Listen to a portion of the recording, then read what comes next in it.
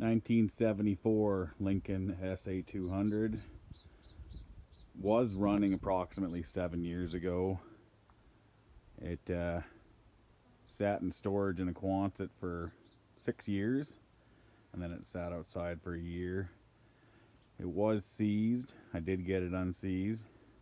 It did have one stuck valve, which I was successfully able to get moving again without having to pull the engine apart or anything. Runs pretty decent. I did rebuild the carburetor. I've got a new set of plugs and wires coming. I'm going to pull the mag apart and check it out and see if we can't get her run a little bit smoother. Right now it does have that typical Continental puh-puh every once in a while.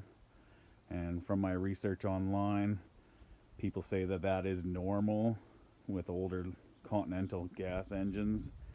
And a lot of guys say they haven't heard one that doesn't do it. So not overly concerned, but wouldn't mind having it just a little bit smoother. But it runs, and the throttle up works, it welds, everything's fantastic. So can't be more happy than that for what I've got.